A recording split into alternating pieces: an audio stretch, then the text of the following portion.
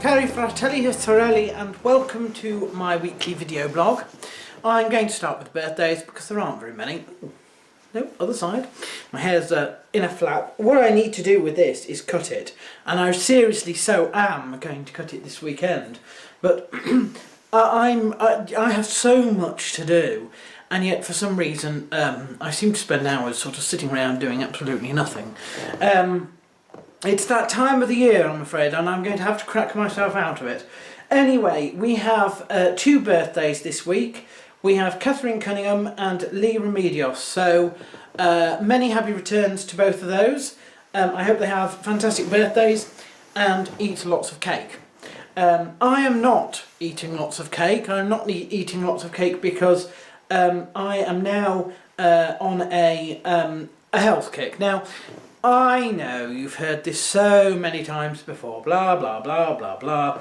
The difference is that I actually have to do this for health reasons now, rather than, you know, just the sort of fad of, oh, I think I ought to lose weight because it's the new year.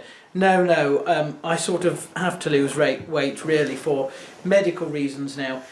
Reasons that were not in existence this time last year, so I'm actually a little bit more serious about it this time. How that goes, well, I'll keep you posted in my blogs. I won't be doing, you know, an extra thing like I think I did last year.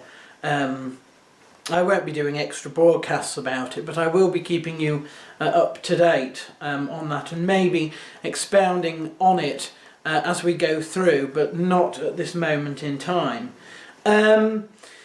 This year is my year of Thanksgiving. That is my sort of theme of the year, if you like.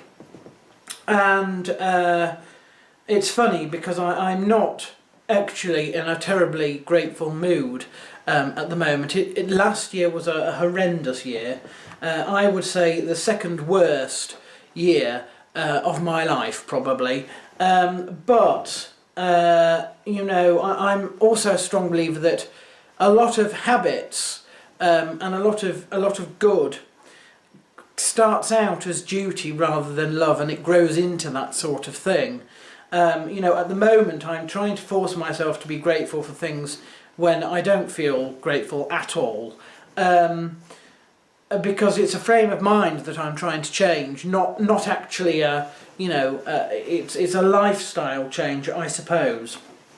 And it all goes together really, and I understand that I'm sort of waffling already, but yes, we're now in January. We're now having to actually, you know, things are back to normal. As you can tell, the grotto lights have come down for another year. It's always a little bit depressing. It is always a little bit depressing when that happens. But you know, I could be in a lot of worse situations. This Christmas, a lot of disruption occurred around this area because of the weather.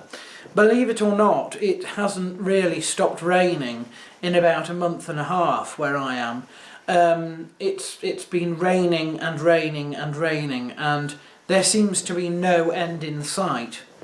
Now, we've had floods sort of before in recent times. The summer of 2012 was pretty bad, and I think, you know, we had flash floods, you know, 2013 and 2014 sort of around this area, but nothing compared to what happened, you know, this last sort of month.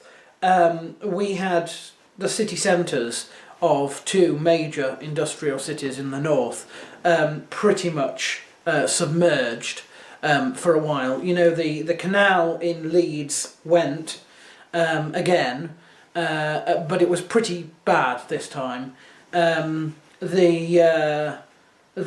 canal and the rivers, two rivers in the centre of Manchester went as well. The foss in York, that blew, despite the fact that they were worried about that one and had actually put flood defences in.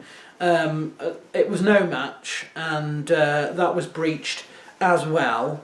The Nid blew its banks round near Knaresborough. Lido was flooded.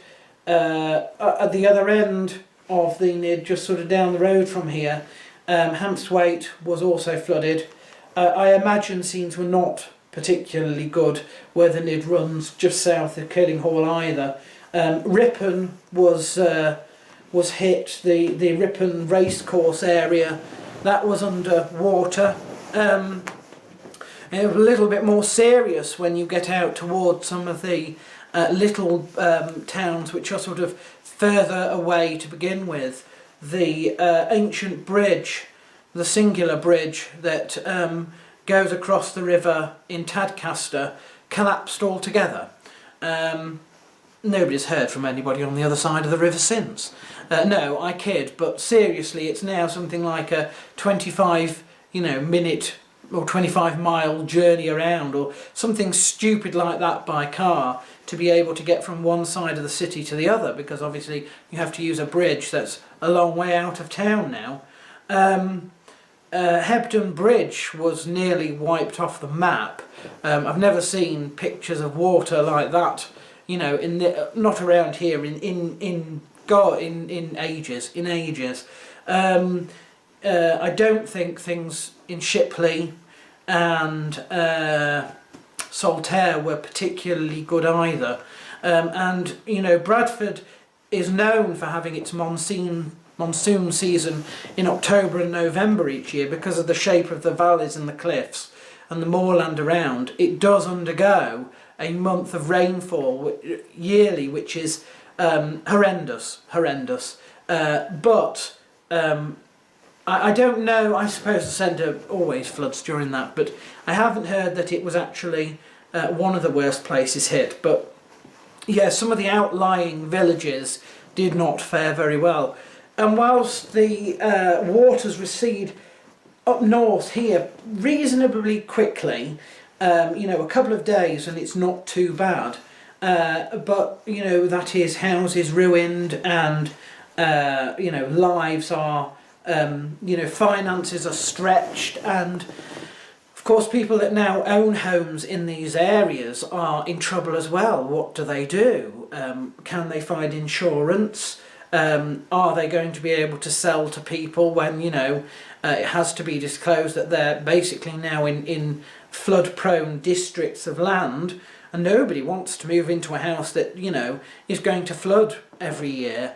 And these storms, they are becoming yearly now. For the last 2, maybe 3 years, we've had wet and windy weather from the early part of December until the late January.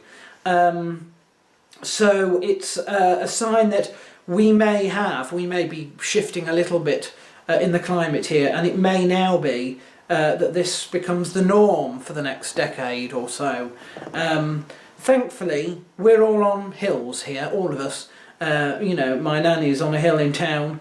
Me, my sister and my parents are on the same hill here. It all runs down there. And my sister Rosie is on the side of a hill, out in one of the satellite towns, which wasn't so badly hit. So we're all right, and all likely to be all right. In regards to that, but I do feel sorry for. I do feel terribly sorry for those who have, been who've basically had this happen to them. The nearest I can say is I do understand a little bit about how it feels to be flooded. If you think back to Boxing Day of 2010, was it something like that? When the pipes burst in Granville in my bathroom there, and water flooded the flat beneath. I mean, poured and poured, and they had to turn on the dehumidifiers, and it was all year. This wasn't something that was cleared up in 5 minutes. It was something that 6 months later, when it was dry and they were issuing hose pipe bans outside, we were still dealing with the remnants of all that water everywhere.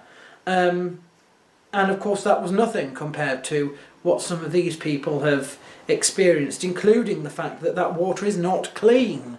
You know, when drains start to overflow, and you know, it's only a matter of time before sewage ends up where it shouldn't end up, and you know, God help them if there is standing water, because that can then cause diseases, and it doesn't bear thinking about. Horrible situation, you know, so thoughts and prayers are with, generically, as I don't know anybody actually affected, with them, and hopefully things, you know, they can pick up their lives, and things can look up for them as the year goes on.